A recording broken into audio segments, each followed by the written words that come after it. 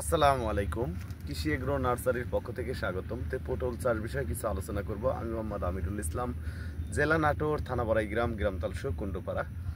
আমাদের হচ্ছে বাড়িটু লম্বা জাতের পটল। এই যে পটলগুলি দেখেন লম্বা। 2 দিন আগে এই জমিতে পটল ওঠানো হয়েছে। আমি 2-3টা পটল উঠায় দেখাবো যে আমাদের পটলের সাইজগুলি দেখেন কি সুন্দর সতেজ পটল। অন্যান্য জাতের সাথে এই জাতের পটলটা সর্বোচ্চ ধরে ভালো, কারণ এই জাতটায় বেরামের সংখ্যাটাও খুবই কম। অন্যান্য জাতে যেমন স্প্রে করতে করতে দেহ যায়, এই জাতটা তা না। পটলটা লাগানোর সময় হচ্ছে অক্টোবর-নভেম্বর মাস থেকে শুরু হয়। আপনি যখন আগাম চাষাবাদ করবেন সেক্ষেত্রে পটলের লতা রোপণ করলে বেস্ট হবে, কারণ লতার গাছটা 1 বছর লাগালে ওই জমিতে 3-4 বছর যায়। ক্যামেরাটা এদিকে আনেন, দেখেন কি সুন্দর আল্লাহ রহমতে ফলন ফলছে।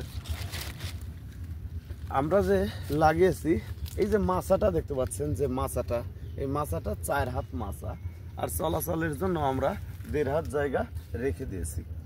মানে এই চলাচলের জন্য 1.5 হাত জায়গা রেখে দিয়েছি। আর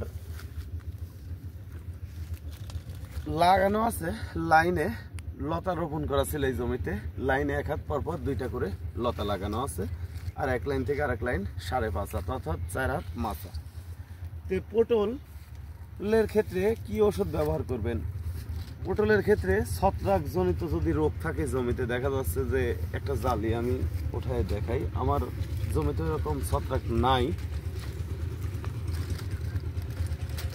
এই যে জালিটা যে নষ্ট হয়েছে, এই যে জালিটা দেখতে পাচ্ছেন, এই জালিটা নষ্ট হয়েছে। এটার কারণ হচ্ছে এটা ছত্রাকের সমস্যা ছিল।